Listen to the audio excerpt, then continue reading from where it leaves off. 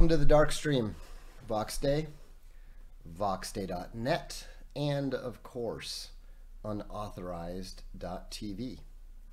Hello, Blitzkrieg Bear, Coyote Jack, and Aha Moment say that audio and video are good. Thank you, guys. Good to know. Just want to start with a shout out to the Baltimore Ravens, especially their coach John Harbaugh. I was thinking, gee, this is a really good game. It's tight. I kind of felt like, do I want to push this off until tomorrow?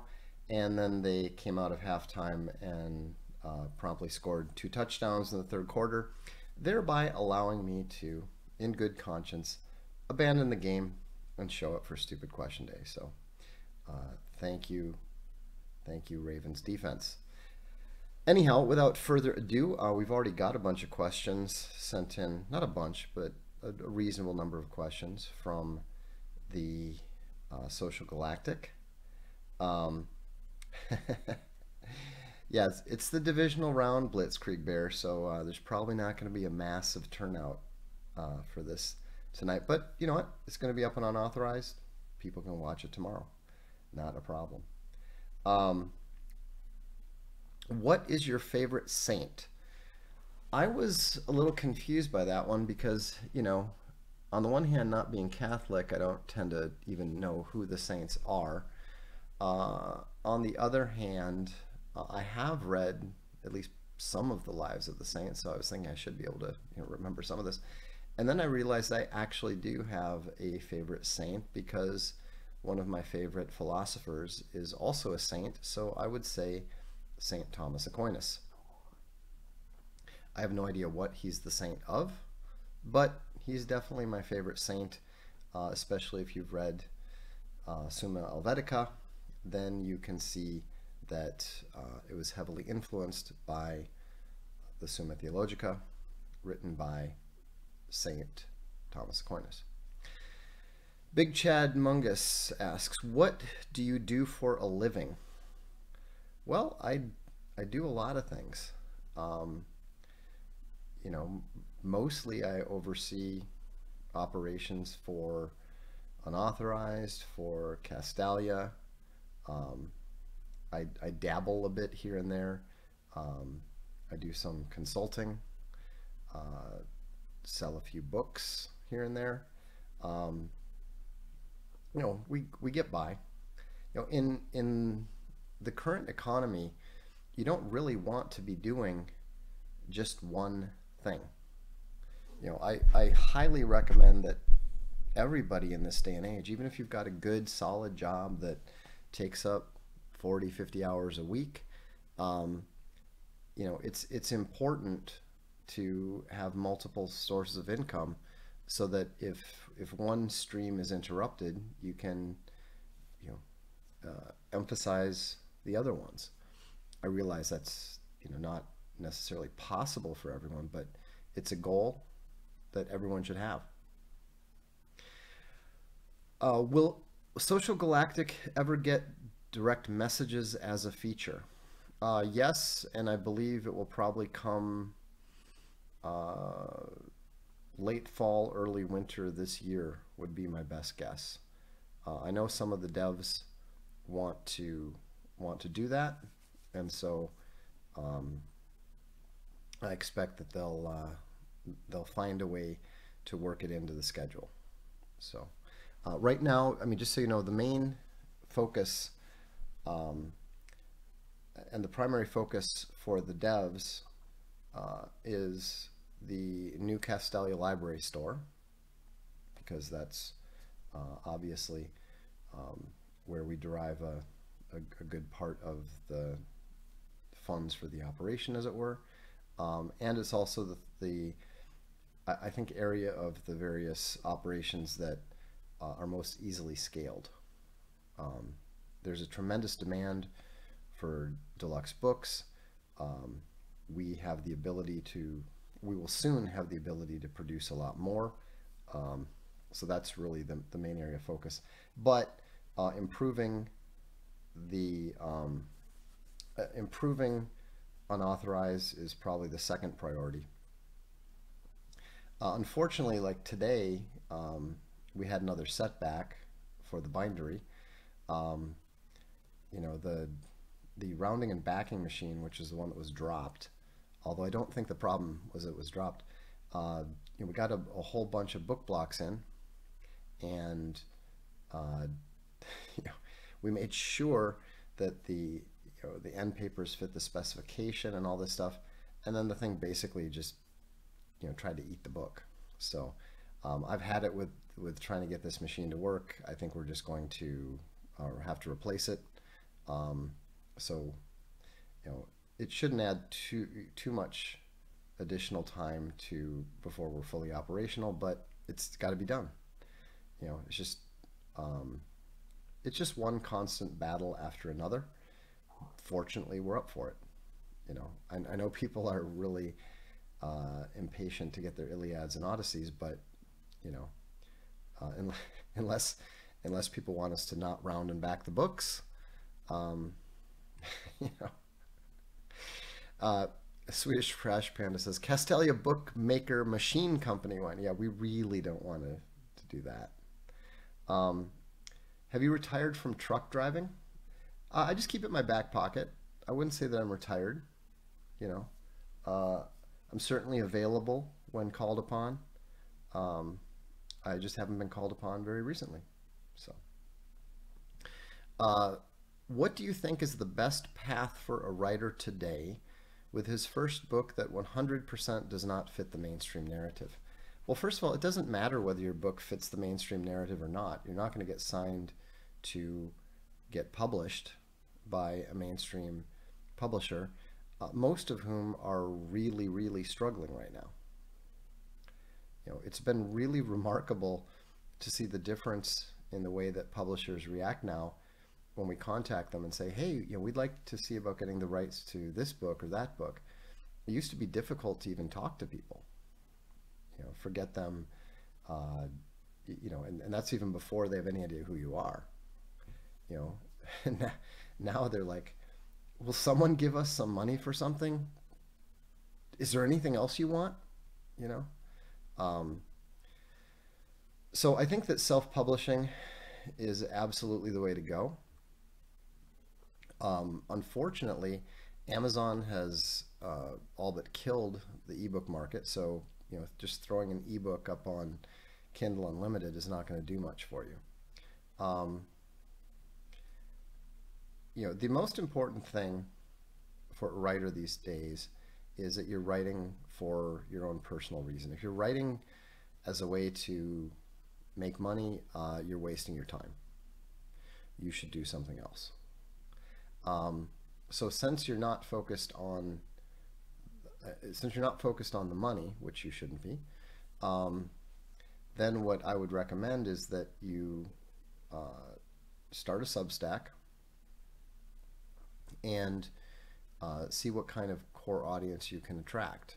The rule of thumb is that if you have 10,000 supporters, 10,000 fans, um, you can probably make enough money to live on it.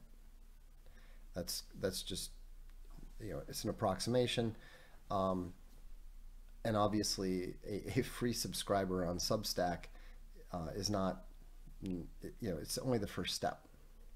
But the point is you need to build up an audience. In the past, you used to have the publisher hand you an audience. Well, the publishers can't even do that today anymore. They don't have that kind of swing. They don't have that kind of influence. They don't have the distribution in the bookstores, etc., etc. So what you have to do is you have to build your own audience. I mean, that's one of the reasons why I stream, why I do the Darkstream.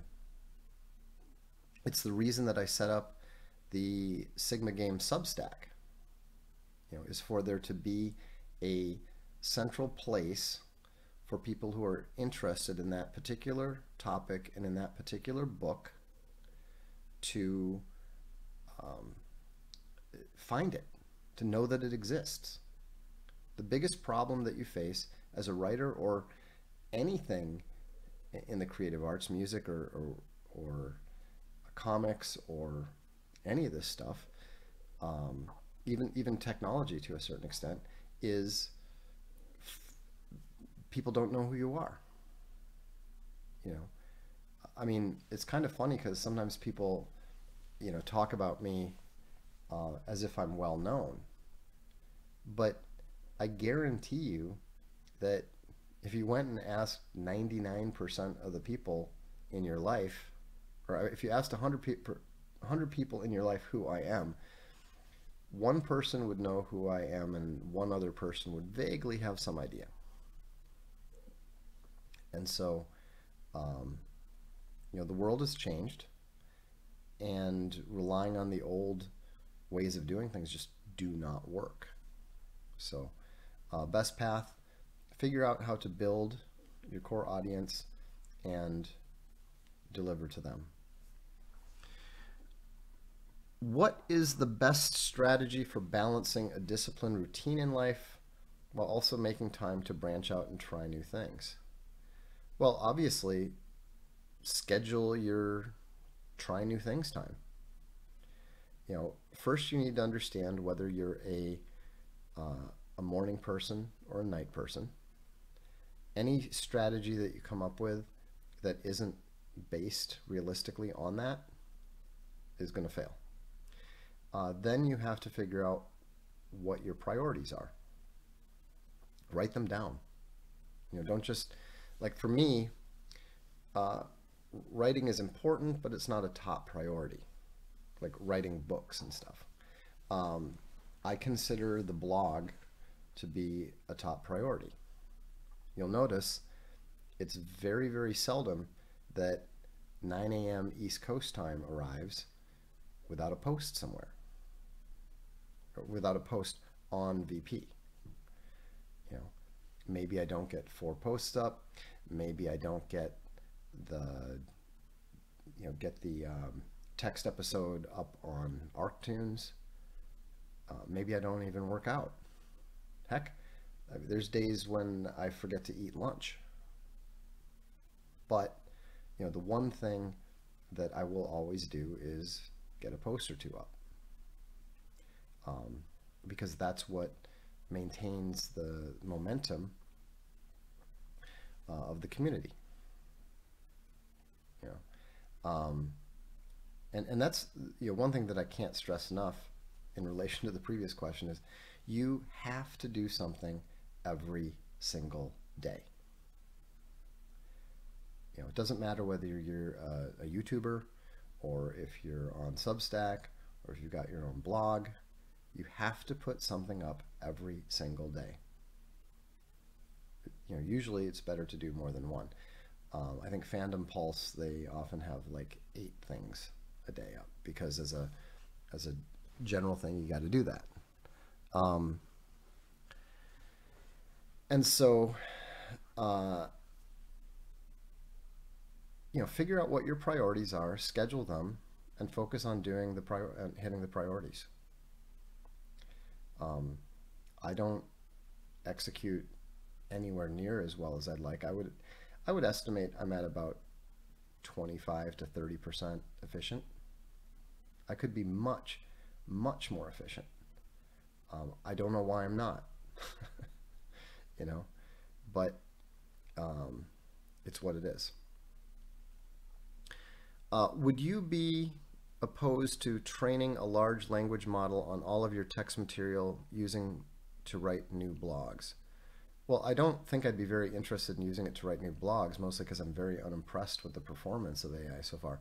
But no, I'm not opposed to that. If somebody wanted to train an AI on my writing, I wouldn't have any objection. I think it'd be quite interesting.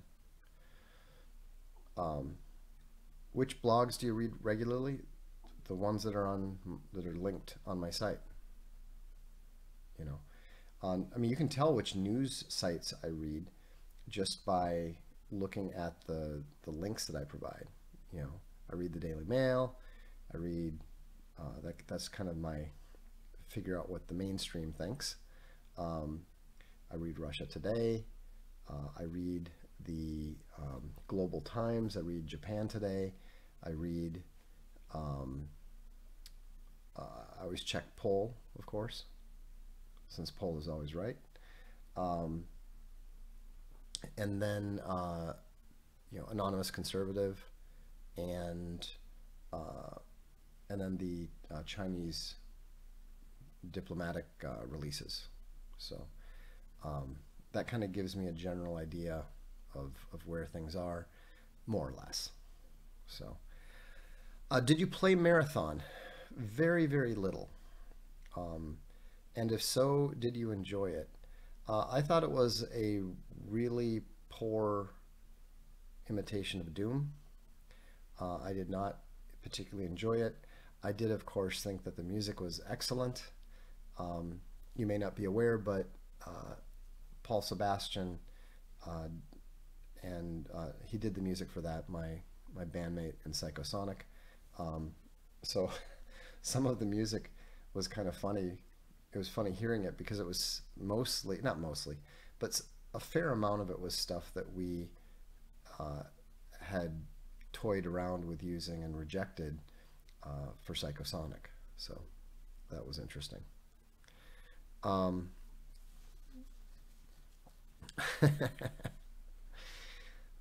let's see here.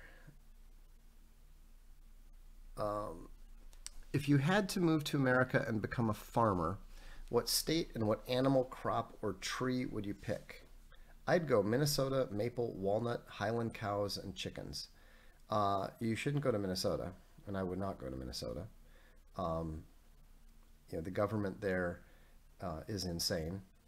It's crazy leftist, and about the only thing it has going for it is attractive and now increasingly overweight blonde women. Um,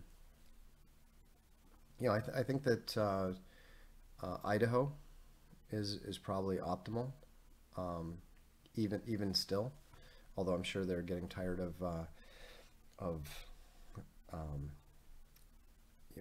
Republicans from California and so forth. But I would also, I mean, I don't know about the farm thing because I don't think it's particularly. I don't know how it is for farmland, but the Dakotas are also a pretty good option. So, in terms of what animal or crop, I mean, Highland cows sounds good. Um, I think if we get a cow, I think there'll be beef cows and so forth. Um, Chickens are obvious, and so we'll.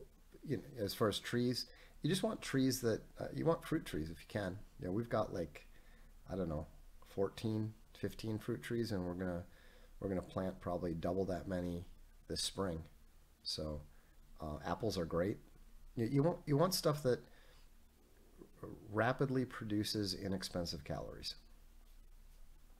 Stuff that you can eat and the animals can eat. Um, Sam says the Dakotas are great and super overlooked with regards to out-of-staters moving in. Yeah, they're all going to Idaho. um, Highland cows are not only adorable, they're really quite tasty. I've had some Highland cattle sausage, and it's some of the best sausage I've ever had. Have you done a recent animal census of your environs? And if so, how many new critters did you find? No, I try to avoid doing that.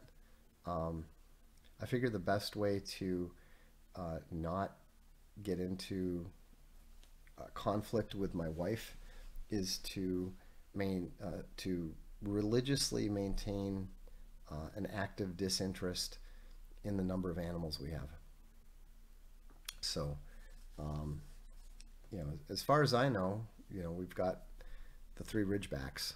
Um, I don't really think a whole lot about the other animals, although I am regularly updated on the doings of the International Horse of Mystery. So, he's quite the character, and And so pretty much every day there's some interesting update on that.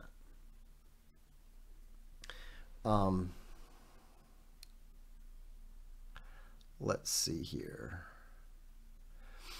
Article posted on Social Galactic contends boys should have an initiation into manhood, but fathers aren't the best for this. Agree and do sports count? I don't agree that boys should have an initiation into manhood. You know, almost all the almost all the groups that practice initiation into manhood uh, do not treat them like men afterwards. At least not these days. You know, I mean, if you're a Jewish kid and you do your bar mitzvah, you're not treated like a man afterwards. You know, maybe they let you read something in the synagogue, but you don't start working a regular job and paying taxes and getting married and all that sort of thing. You it's. I personally think it's. I think initiation rites are pagan primitive nonsense. Just my opinion. Um, Sports do not count, but sports are very, very important if you're going to learn how to be successful as a man, because sports are probably the most effective way for boys and young men to learn about the sociosexual hierarchy, which for the boys, it's just a social hierarchy. It's not that I've been thinking a lot about this per se. I've been literally working on the book. So, I was recently um, addressing that in part because on the new Substack, I was asked by someone, how do we help, how do we help boys understand the hierarchy? And the thing is that I can speak from personal experience. If you have a boy who's playing on a football team, it takes him about 30 seconds to understand the social hierarchy. He knows who the alpha is. He knows who the bravos are. He knows who the deltas are. He knows who the gammas are. He knows all those things. He just doesn't have a label for them. The minute that you tell him, hey, there's these labels, you can ask your boy, okay, so who's the alpha on your hockey team? He knows. So sports are extremely important, and it's not an accident that we tend to hear, sports ball, you know, and all that sort of thing from people who are pretty obviously gammas. You know, gammas hate and fear sports. In the event that a gamma actually does play sports, it's almost certainly going to be a individual sport. And so what we can conclude from that is that if you want to, if you want to teach your boys not to be gammas, get them into sports, a team sport, a physical sport, and that will help them.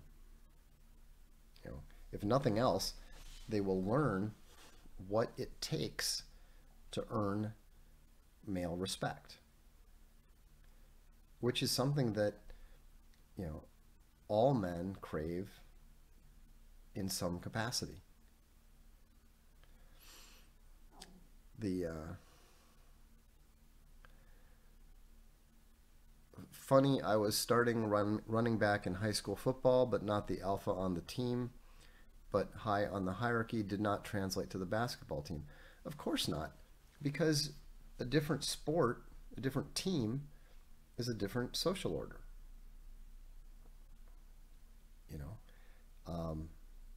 That's why I repeatedly point out that the hierarchy is fractal, and to within the organization, it is situational. So that's why you can theoretically have an alpha in one context who finds himself in an omega role. In fact, it was really interesting. I've been reading a book that I really would like to acquire for the Castelli Library.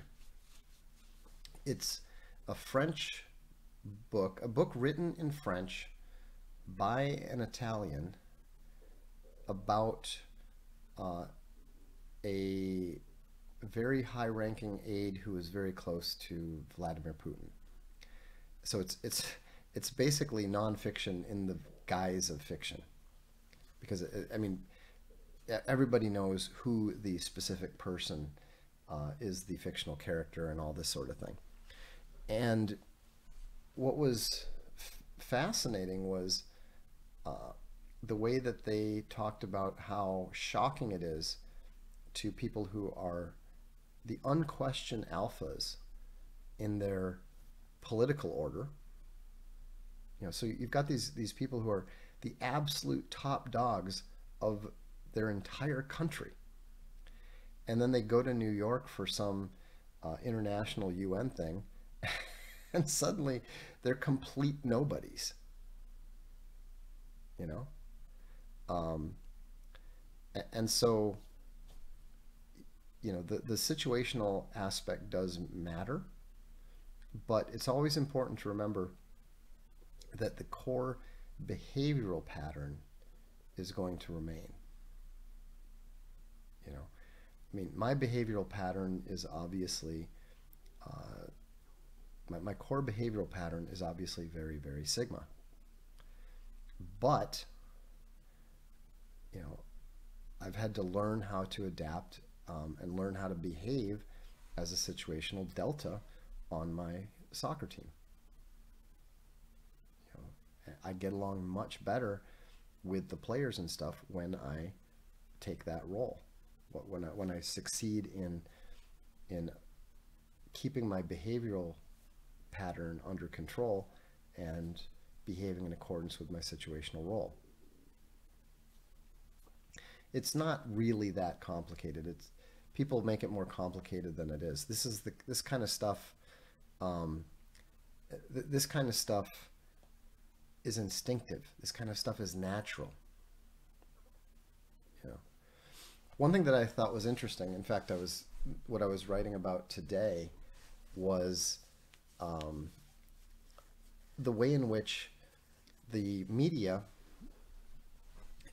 tries to portray uh, alpha male and beta male as being unscientific. Pseudoscientific is a word.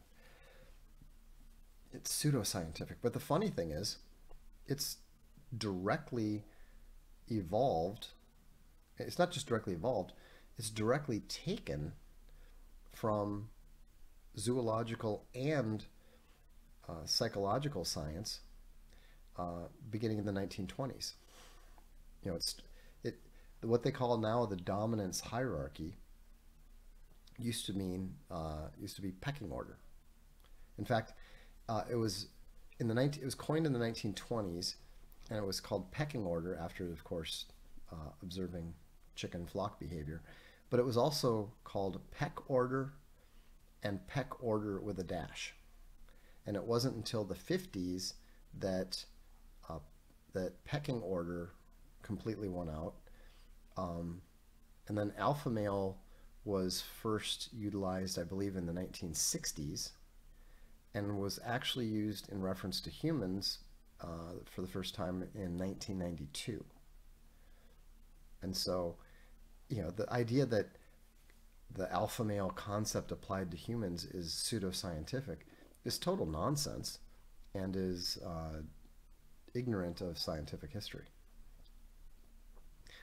Thank you. The Gray Man sends the first super chat. He says, just chatting because I'm here and caffeinated in both chats. Strong performance, Gray Man. Very good. Respect.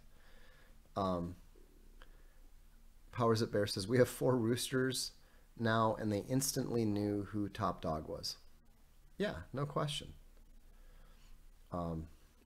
Dan points out the irony. The same people who consider us smart monkeys think that dominance hierarchies don't apply to humans. That's kind of funny. Um,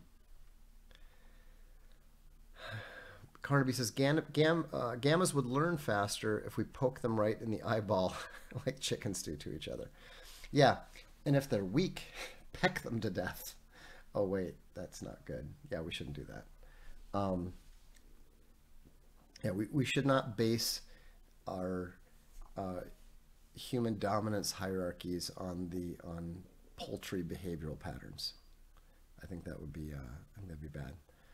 Um, yeah, the whole myth of the alpha male thing. That's it's because people are very uncomfortable with accepting the reality of the social sexual hierarchy for diverse reasons. You know, women don't like it. A lot of men don't like it. And the kind of men who don't like it are exactly the kind of people who are the smart boys who will uh, write entire scientific papers that boil down to actually. So, what's your take on Steam versus the Epic Store? I don't have one. I have a Steam account. I don't think I've used it for 6 years, 7 years. Um, and I've never used the Epic Store. So, do you foresee any major shifts in the PC gaming industry coming down the pike? Yes, I think that all of the, first of all, I think that there's going to be a big implosion just because all of the combination of debt and consolidation means that the bigger games are going to keep getting bigger and dumber and less entertaining. They're going to continually push, like Ubisoft suggested, they're going to continually push towards game as a service rather than a product. Um, the gray man's correct. I use good old games, otherwise known as GOG.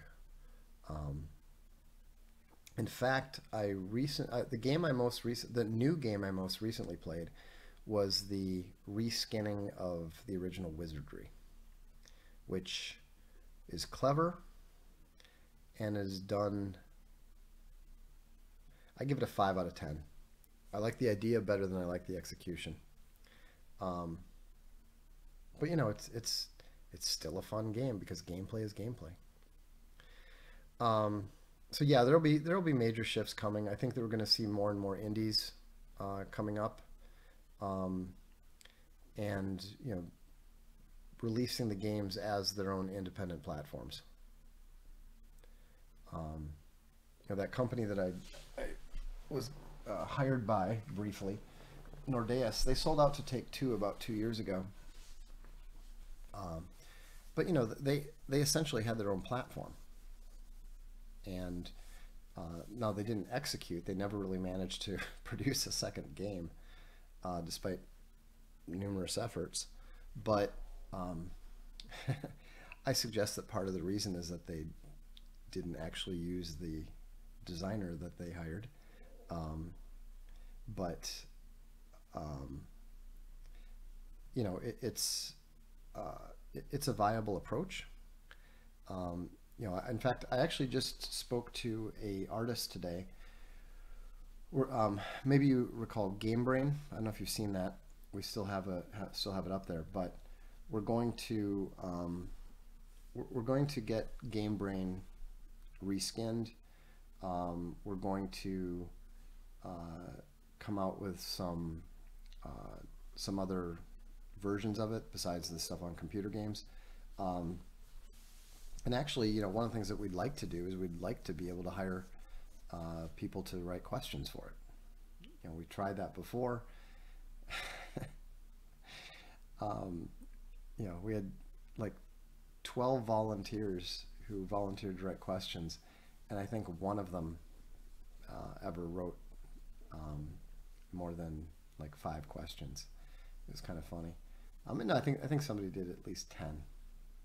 You know, it is kind of remarkable, to be honest, how, and I'm saying this with no no disrespect for anybody who's, volunteered and then found out that they didn't really want to do it or whatever. But, um, you know, it, if you want to learn how to do things and make a difference and all that sort of stuff, volunteer and then actually do it. You know, um, it's very important and it's very effective. You know, I mean, like I wrote, I don't know how many, I wrote over 1,000 questions for the thing. So I know exactly what's involved. It's not really that much work, but um, I would have thought that the subject matter experts would leap at that sort of thing, but c'est la vie.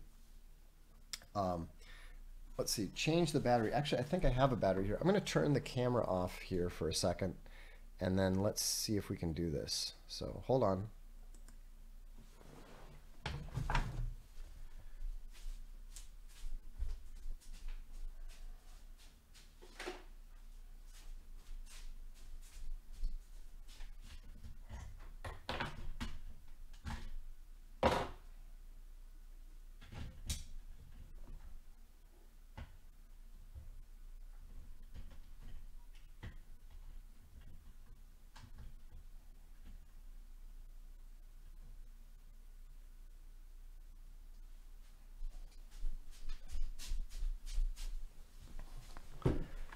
I think this might work. We'll give it a whirl.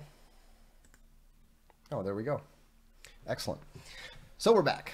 Um, Mark D says, congrats for the launch of Sigma Game. Thank you, both for the super chat and for the congratulations. I first discovered you through your old game blog, which I believe is Alpha Game. Thanks. You're welcome. And glad you're here on Unauthorized. That's how it works, is just, one thing, um, dip your toe in, learn to make a difference. I mean, one of the biggest problems we have on the right is that we don't really have a good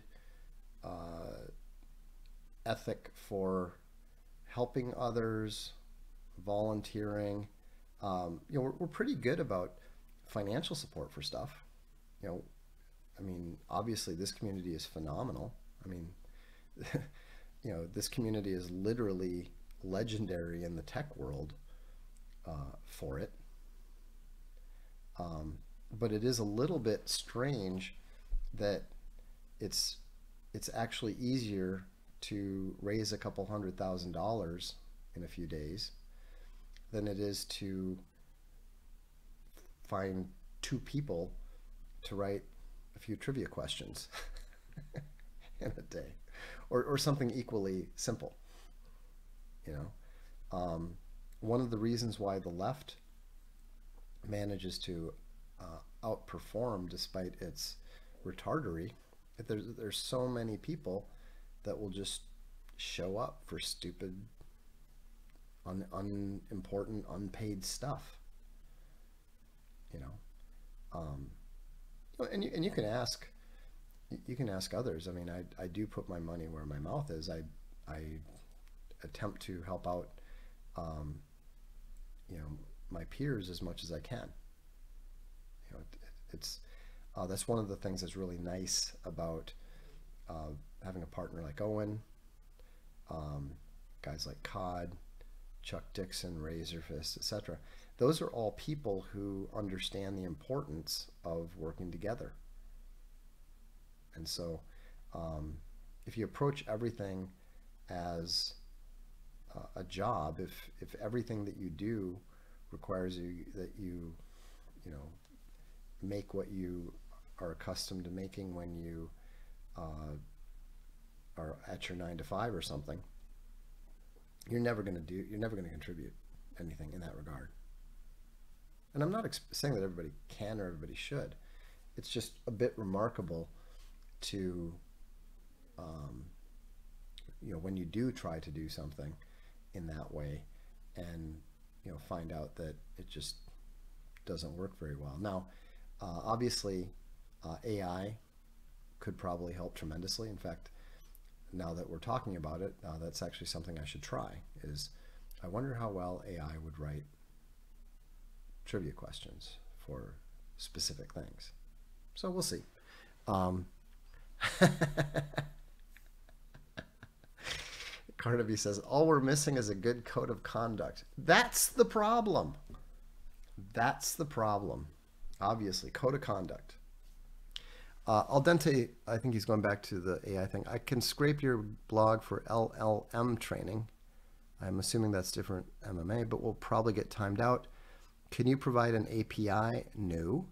Or shared drive file with all of your blogs? Well, I'm not going to share a drive with you, but what I'm pretty sure what we can do is we can probably give you put it up on an FTP site, and then give you a link to a giant file that you could download. So I'll talk to the devs about it. We'll see what we can do. And then obviously for the books, I can make a similar file. I presume you want the, actually for the books, most of them you can just go to I think libegen.is, or I think, is it called Anna's Archive? I think pretty much all my books are available on the pirate sites. So just grab what you need. Anything that you feel like you're missing, go ahead. But I mean, between the between the Alpha Game blog, VP, and all the books, you should have plenty, I would think.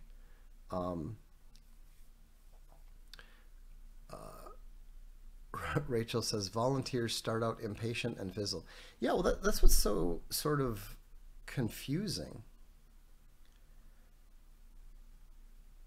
Before you go, could we get a play of that? No, I'm not playing any songs tonight. I'd have to actually figure out where I have it first, but I'll play it in a Darkstream this coming week.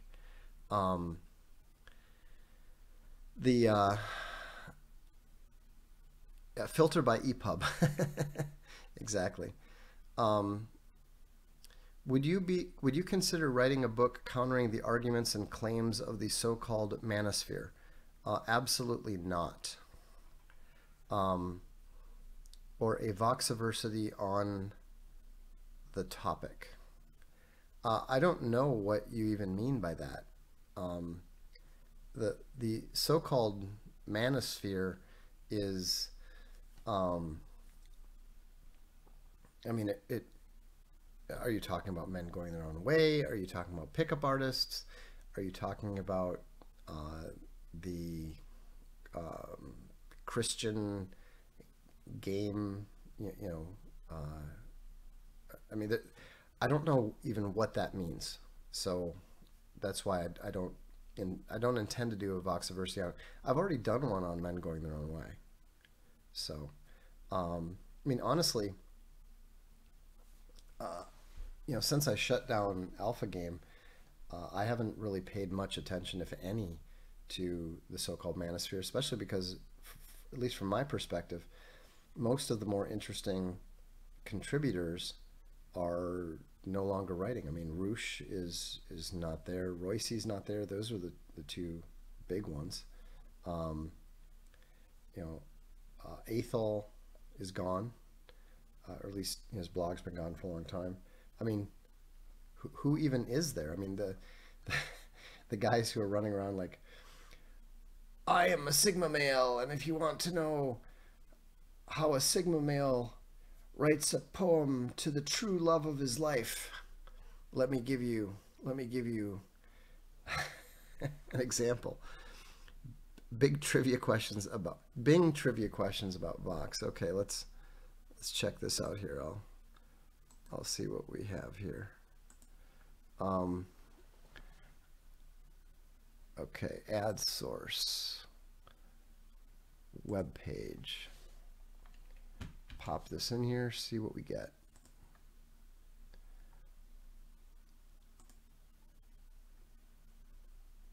Okay, here we go. Later. Here's some trivia questions related to, what was the name of the band? Okay. What was the name of the biblical video game that Beale and Lundstedt released? Okay, so that would be Psychosonic. The name of the biblical video game would be The War in Heaven. What's the name of the comic book series created based on the QAnon conspiracy theory? That would be Alt Hero Q. What's the name of the animation style that Beale's series Unicorn Warriors Eternal uses, which is inspired by old cartoons like Betty Boop and Popeye? What? I mean, I think this shows us some of the fundamental problems with AI. That's hilarious. Um, Anyhow, so let's move on. Um, Nuclear llama. At this point, what do you think is the most likely new front in World War III? I would say the Northern Front in Israel. Even with Ukraine and Israel, it still seems like the current situation is more Sitzkrieg than anything else. I think that the people in Gaza would massively disagree with you. Um, I, I mean, how can you describe 500,000 plus casualties in Ukraine alone as Sitzkrieg? How can you describe, the complete occupation of the northern half of Gaza and up to 25,000 people dead as Sitzkrieg? You know, just because the war is not affecting you personally doesn't mean that it's not happening, that it's not, vicious and tragic. So, um, anyhow, uh, Taiwan doesn't appear to be heating up at the moment, but that could change at any time. Um, Obviously, North Korea is uh, getting a bit frisky, um, and the Europeans are frankly getting insane. Um, you know, the Germans talking about how they're going to prepare to fight Russia in 3 years. It's total madness. So, um, but the obvious and most likely new front is related to the Red Sea, which means something with Iran, Syria, Hezbollah, etc. The one thing that is clear is that the Israel front is much, much more important to the USA than Ukraine is, and so I think it's pretty clear that um, that Ukraine is going to be more or less abandoned this year. So, um, given global economics and supply chain fragility, what would be a good business to start or buy in America over the coming years? Uh, I think something related to plumbing. That would probably be even better than something related to electricity. Electricity, you're too fundamentally dependent on the grid and external parties, most of them government. Um, Plumbing, water, sewage. A lot of people are getting into food. So, um, anyhow, that's what I would look at. Um, any sort of significant repairs, but people don't like to pay much for repairs, so um, probably more in the plumbing, water, and sewage area. Carnaby says, how much does China's lack of actual combat experience matter? Not at all. Sure, they can make stuff, but they haven't been punched in the nose. Totally irrelevant. In addition to playing the new Booster Patrol stuff this week, one thing I'm hoping to do is to deliver the analysis of the Taiwan war game, which we really need to get done before there's an actual war. Um, and this actually relates to what I've been working on with that, because not to give away too much here, but the fundamental problem, and this, is obvious, so it's not giving anything away. When you're talking about a war, you're not talking about a battle. Plenty of countries lose catastrophic battles and go on to win the war. Think about the Romans and Cannae. You know, the Romans lost entire legions at Cannae. And then they trained up new legions and drove Hannibal back to Africa, followed him to Africa, and destroyed the city. So what matters in war is the ability to replace your equipment. It doesn't matter if China goes out and gets its entire navy sunk, because if it does, then it will build a new navy because it can. The US, if it loses even a pair of carriers, suddenly has its abilities significantly restricted for the rest of the war, because it cannot replace a single carrier in sufficient time to get it into action. So, I mean, we're seeing that play out in Ukraine. The only reason that things have taken so long in Ukraine is that Ukraine has been propped up by the entire industrial West. Ironic Keyboard points out Russia in World War II lost entire armies. Yeah, exactly. It was really frustrating for the Germans because they had believed that there were something like 44 divisions. They knew they had destroyed 38 of them, and they were still facing another 64. They got pretty sarcastic about that. So war is not about tactics, and it's not even about strategies, and I would say it's not even about geopolitics, which is how people like to analyze it. What it's really fundamentally about, what modern war is fundamentally about is a combination of demographics and industrial capacity. Russia alone produces as much steel as the United States.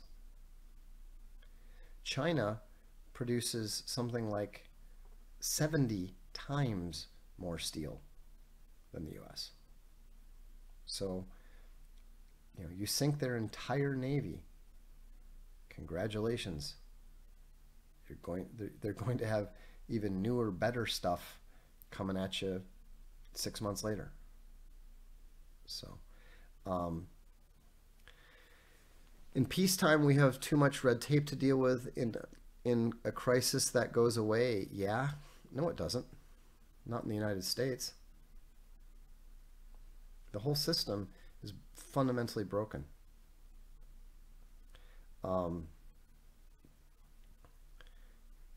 Yeah. Anyhow, why does one always leave the bookstore with way more books than one had initially planned to buy? Because they multiply in your hands. What is your bench press PR since becoming a half centenarian? I have no idea. I haven't maxed. I just don't max anymore. Not so much because it would be depressing, but mostly because I don't want to injure my shoulder. I think, I know that I can do at least 6 reps at 225. So, you can calculate my max from that. What is your favorite poem and why? My favorite poem is either The Heart, a Tautology, which is a ridiculous poem written by a friend of mine, or lines inscribed upon a skull now used as a goblet.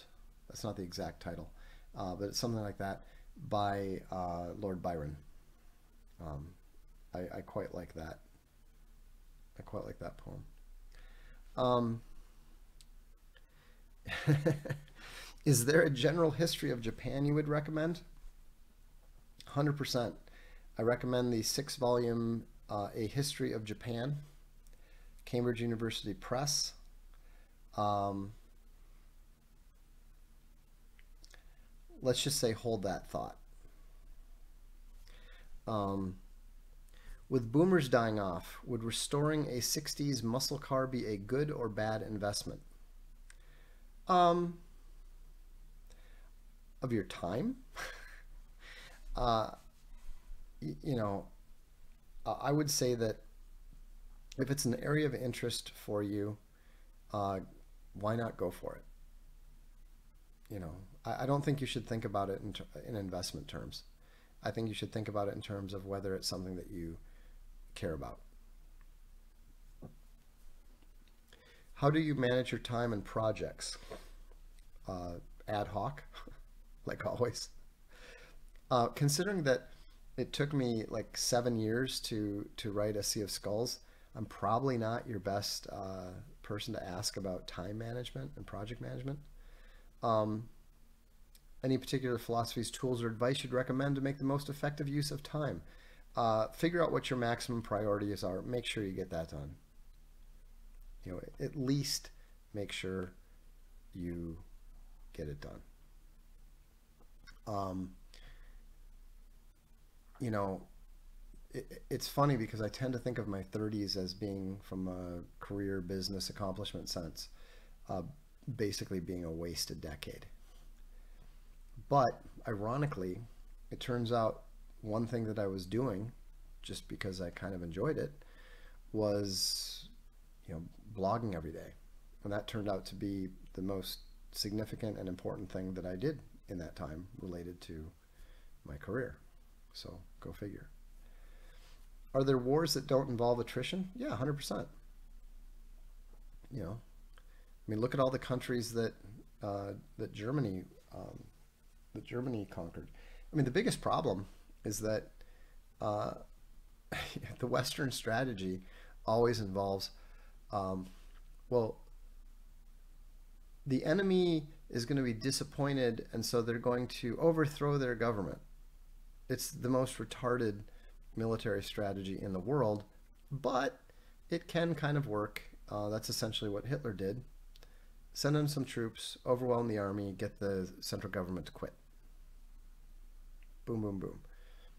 You know, it works when you're dealing with small, weak countries that have no intention of fighting wars. It doesn't work so well when you run up against a continental power.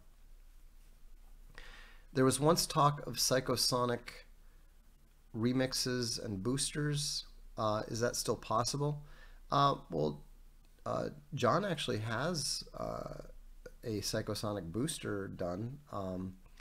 We need either I or Paul need to record the vocals if we're going to get that one out. But actually, I can't guarantee it, but I can tell you that there will probably be some new psychosonic, possibly as soon as this year.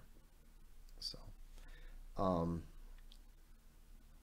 and there will also be a lot more Booster Patrol stuff now that my voice has finally come back and I can actually start thinking about doing some vocals again.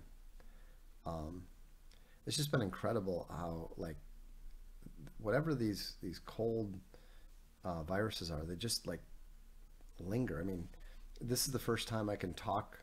I think this is the second time that I've been able to reach an hour without, you know, coughing uncontrollably. So, is Sherlock Holmes a Sigma?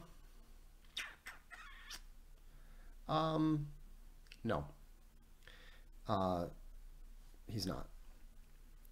And I'm not going to talk about the AI populated war game yet. I'm going to do a stream on it, and I will have some stuff to show you already. So, anyhow, hope you enjoyed Stupid Question Day. I'll be back probably Monday night. And like I said, this week we'll introduce the new Booster Patrol song, and we will hopefully get to the Taiwan war game analysis. Have a good weekend. Enjoy the rest of the NFL playoff games. I'm Vox Day, and this is the Darkstream.